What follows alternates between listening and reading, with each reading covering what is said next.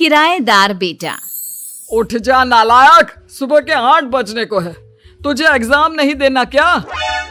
थोड़ी देर और सोने दीजिए ना पापा।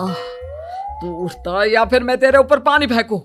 रोज गधों की तरह सोता रहता है, पेपर की कोई टेंशन ही नहीं है। और एक हमारा समय था जब हम पेपर में फेल होने के डर से रात भर पढ़ा करते थे, सो ही नहीं पाते थे। तो क्या आप उसका बदला मुझसे लेंगे? मैं 15 मिनट बाद उठ जाऊंगा, आप प्लीज जाइए, मुझे डिस्टर्ब मत कीजिए। इतना कहकर रौनक रजाई ढककर फिर से सो जाता है। तू वैसे नहीं मानेगा, रुक मैं अभी पानी लेकर आता हूं।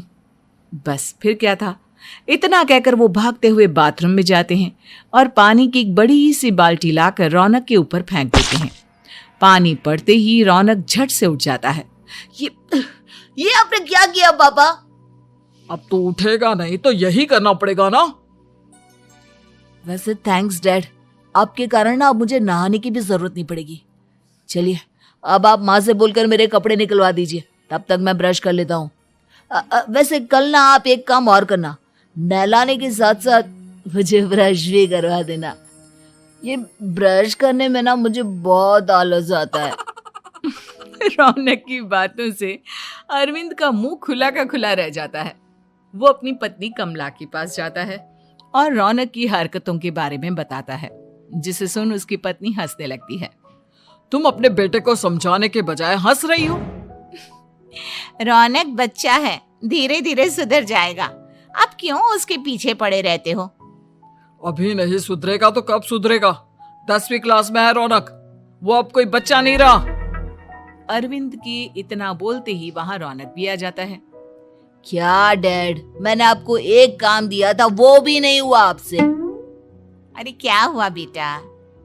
माँ, मैंने डैड से बोला था कि वो आपको बोलकर मेरे स्कूल की यूनिफॉर्म निकाल दे, लेकिन मेरे पीछे पड़ने के अलावा इनसे एक काम ढंग से नहीं होता। देख रही हो कमला, देख रही हो अपने लाडले को? अरे आप चुप रहिए जी। चलो बेटा, मैं तुम्हें कपड़े निकाल कर दे देती हूँ। बस ऐसे ही साल पर साल बीतते जाते हैं, लेकिन रौनक के रवैये में कोई बदलाव नहीं आता।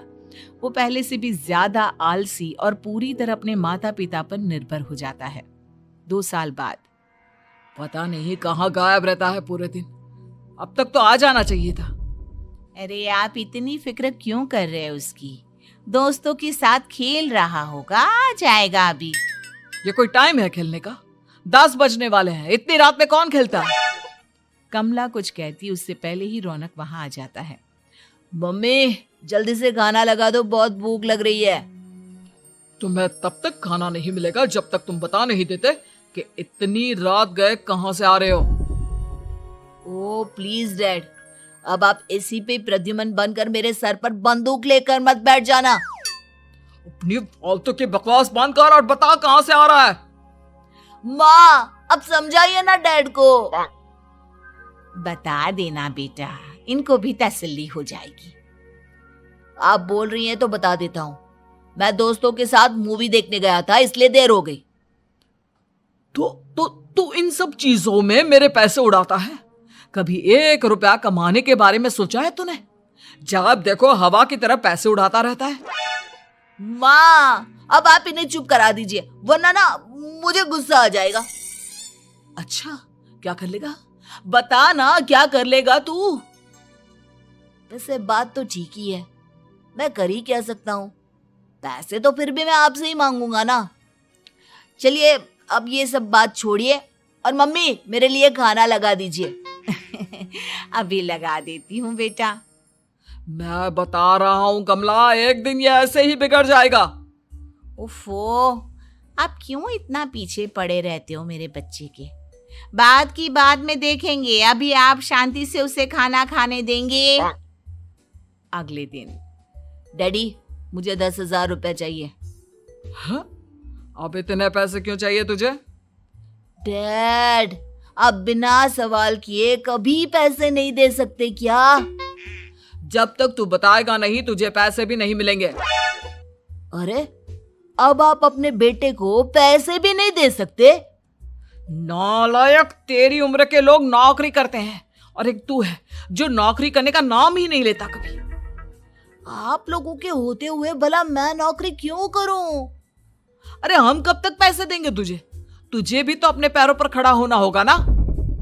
कौन सा उधार के पैरों पर खड़ा हूं? अपने ही तो पैरों पर खड़ा हूं मैं। इसी तरह रौनक दिन प्रतिदिन लापरवाह होता जाता है। उसकी लापरवाही को देखते हुए अरविंद और कमला अपने बेटे की शादी कराने का फैसला लेते हैं और 1 महीने के अंदर अंदर ही रौनक की शादी मेघा नाम की लड़की से करा देते हैं। शादी के कुछ दिन बाद, रौनक, मुझे एक अच्छी सी साड़ी चाहिए, आप ला दोगे ना? हाँ, क्यों नहीं। कितने तक की आती है साड़ी? यही करीब 5,000 तक की। तुम चिंता मत करो, मैं आज ही डैडी से पैसे मांगकर तुम्हारे लिए साड़ी ले आऊंगा। आप कब तक ऐसे ही अपने पापा से पैसे मांगते रहेंगी? कोई अच्छी सी नौकरी क्यों नहीं कर लेते आप? अरे डैड के होते हुए मुझे नौकरी करने की जरूरत ही क्या है? पर आप ऐसे कब तक उनसे पैसे मांगते रहेंगे? कुछ आपको अपने दम पर भी तो करना होगा ना।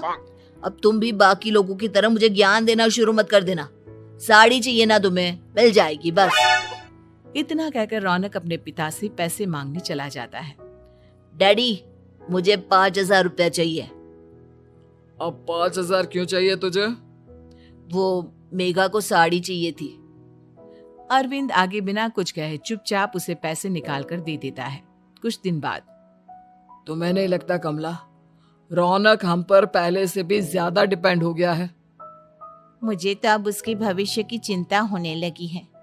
कल को हमें कुछ हो गया तो वो क्या करेगा? काश तुमने पहले ये सोच लिया होता तो आज हमारा बेटा इतना लापरवाह नहीं होता। तब मुझे कहाँ पता था कि मेरा लाड़ प्यार उसे इतना बिगाड़ देगा कि वो इस हद तक लापरवाह बन जाएगा। कोई बात नहीं, अभी भी देर नहीं हुई। मुझे पता है उसे कैसे सुधारा जा सकता है। कैसे? अरविंद कुछ कहता उससे पहले रौनक वहां आ जाता है और पैसों के लिए हाथ फैलाने लगता है। डैड, मैं और मेघा बाहर घूमने जाना चाहते हैं। अरे वाह, ये आज सूरज कहाँ से निकला है? Dad please. अच्छा चलो अब मुद्दे की बात करो। मुझे अब 25,000 चाहिए। अब तुम्हें 1 रुपया भी नहीं मिलने वाला। अगर तुम्हें पैसों की इतनी ही जरूरत है तो कोई ढंग की नौकरी कर लो। मम्मी, आप कुछ कहिए ना डैड को। बेटा, वो गलत क्या बोल रहे हैं? ये सब हम तेरे भले के लिए ही तो कर रहे हैं। मम्मा, मैंने बताया ना आपको, मुझे नहीं करनी कोई जॉब वॉब। तो ठीक है, निकल जाओ हमारे घर से। तुम्हारे जैसे लोगों के लिए मैंने ये घर खड़ा नहीं किया है। जितना ये घर आपका है ना, उतना ही मेरा भी है। मैं कहीं नहीं जाने वाला।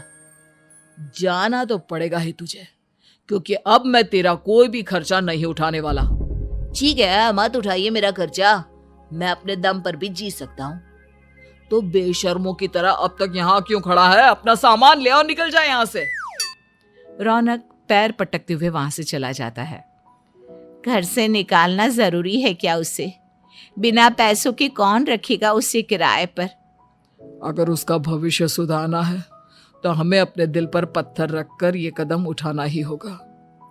दोनों बात कर रहे होते हैं कि रौनक अपनी पत्नी के साथ एक बड़ा सा बैग लेकर घर से निकल जाता है, लेकिन घर से बाहर उसे कोई भी मुफ्त में अपने घर किराए पर नहीं रखता। अंत में थक हार कर वो फिर से अपने घर चला जाता है। क्या हुआ? थोड़ी देर पहले तो दहाड़ते हुए घर से निकला था, अब क्या हुआ? नहीं रखा ना किसी ने तुझे किराए पर? डैड प्लीज, मैं कुछ दिनों में कोई अच्छी सी नौकरी शुरू कर दूंगा। आप तब तक तो हमें रख लीजिए प्लीज। सुबह से रात हो चुकी है लेकिन कोई हमें रखने को राजी नहीं है। अब आप ही बताइए, इतनी रात को मैं मेघा को लेकर कहाँ जाऊंगा?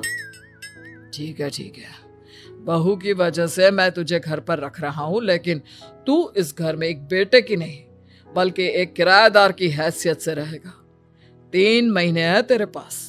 इन 3 महीनों के अंदर अंदर मुझे तेरी पहली तनख्वाह हाथ में चाहिए, समझ गया? पक्का डैड, इन 3 महीनों के अंदर अंदर तो कोई बढ़िया सी नौकरी ढूंढ ही लूंगा मैं।